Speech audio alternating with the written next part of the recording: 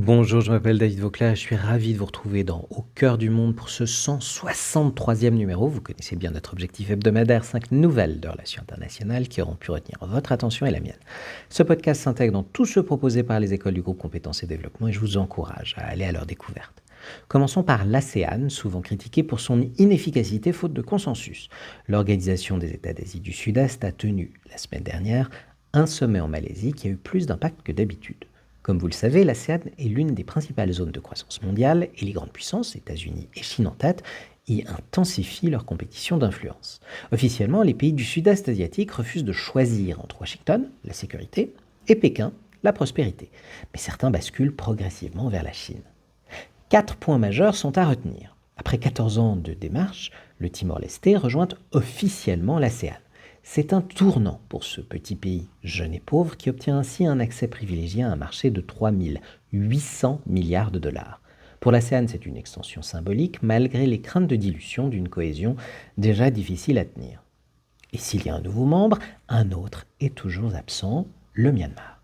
La junte birmane est toujours exclue, n'ayant pas respecté le plan de paix négocié par l'ASEAN. Avec le soutien militaire croissant de la Chine et de la Russie, elle n'a désormais plus grand intérêt à coopérer, ce qui accentue les divisions internes au sein du bloc. Un bloc qui se réjouit pourtant de ses progrès diplomatiques, en particulier l'accord Thaïlande-Cambodge. Cet accord a été signé pour apaiser les tensions frontalières entre les deux pays après une médiation personnelle de Donald Trump qui s'inquiète légitimement de l'influence grandissante de Pékin. L'ASEAN va pour la première fois envoyer des observateurs sur le terrain, un geste notable pour une organisation historiquement réticente à s'ingérer dans les affaires de ses membres. Remarquons que les succès de ce sommet tiennent beaucoup aux pays organisateurs, la Malaisie. Le Premier ministre Anwar Ibrahim a dynamisé la réunion, plaidant pour dépasser le principe de non-ingérence et renforcer la responsabilité collective au sein de l'organisation. Son activisme marque un changement de ton pour le bloc, désormais confié aux Philippines en 2026. Poursuivons avec le Soudan.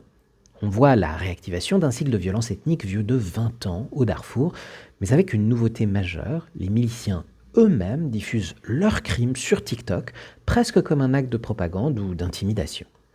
La milice en question, les Rapid Support Forces ou RSF, est en réalité la continuation directe des Janjaweed qui avaient mené les campagnes de nettoyage ethnique dans les années 2000 sous Omar el-Béchir. Après la chute de ce dernier en 2019, l'armée soudanaise et les RSF ont co-géré la transition politique, mais ce pacte a éclaté en 2023, déclenchant une guerre civile qui a déjà fait plus de 150 000 morts et déplacé 12 millions de personnes, l'équivalent d'un pays comme la Belgique. El Fasher était le dernier bastion de l'armée au Darfour. Les RSF l'assiégeaient depuis 18 mois. Maintenant qu'elles en ont pris le contrôle, elles ont repris exactement les mêmes méthodes qu'il y a 20 ans.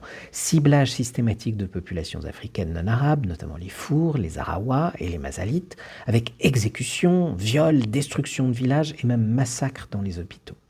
Si vous avez des instincts morbides, on peut voir l'ampleur des fosses communes sur des images satellites. Ce qui rend la situation plus inquiétante, c'est le silence international. L'ONU a bien prolongé l'embargo sur les armes, mais son appel humanitaire est financé à seulement 25%.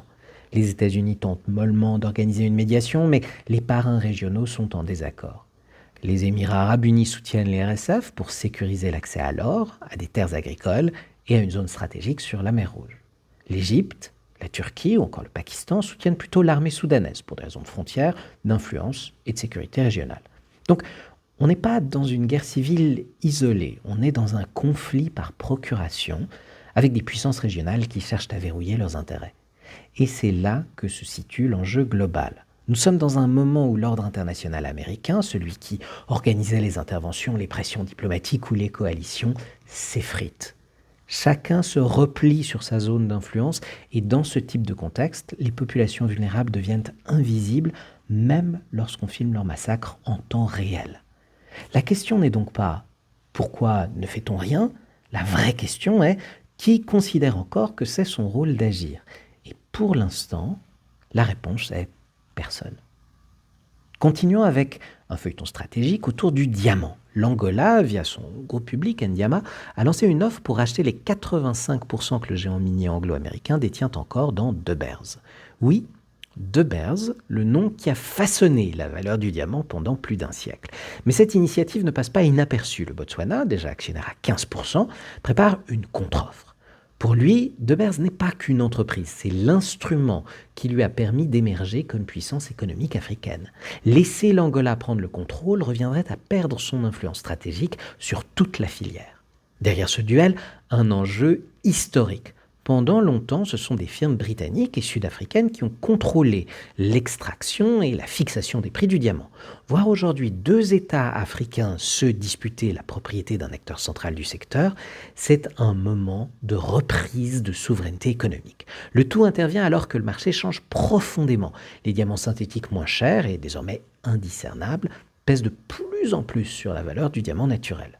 Autrement dit, De Beers n'est plus seulement un actif industriel, c'est un symbole et un levier d'avenir, au moment où la géographie du pouvoir dans le diamant est en train de basculer. Achevons avec le Cameroun et la réélection sans surprise de Paul Biya, qui pour la 8e fois depuis 1982 a été élu à la mandature suprême. À 92 ans, il est le plus vieux dirigeant du monde. Cette longévité et cet âge avancé pose problème à la population jeune. 70% des Camerounais ont moins de 35 ans et qui est de plus en plus désabusé face à un régime perçu comme figé. D'autant plus que le pays est confronté à plusieurs crises sécuritaires. Une insurrection djihadiste au nord, des conflits civils dans les régions du nord-ouest et du sud-ouest tenus par des séparatistes anglophones et en rébellion depuis 2016, et enfin un chômage élevé alimentant une instabilité sociale et politique. En bref, le mécontentement gronde et fragilise la crédibilité internationale du pays et fait craindre à moyen terme crise et manifestations d'ampleur.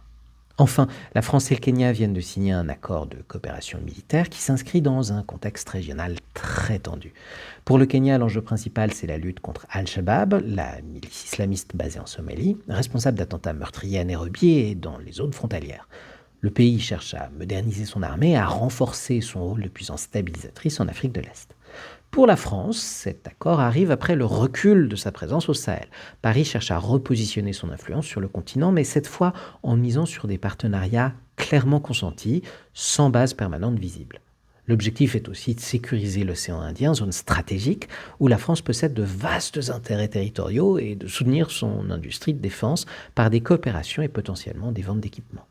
Cet accord dépasse donc la simple lutte antiterroriste, il s'inscrit dans un jeu d'équilibre géopolitique en Afrique de l'Est, où se croisent aussi les stratégies américaines, chinoises, turques et des Émirats arabes unis. En s'alliant au Kenya, la France cherche à rester un acteur crédible dans la région devenue centrale pour la sécurité africaine et la stabilité de la zone océan Indien. Et voici pour cette 163e itération, en espérant qu'elle vous aura intéressé. N'hésitez pas à vous abonner, mais surtout à prouver, commenter et partager ce numéro s'il vous a plu. C'est toujours apprécié.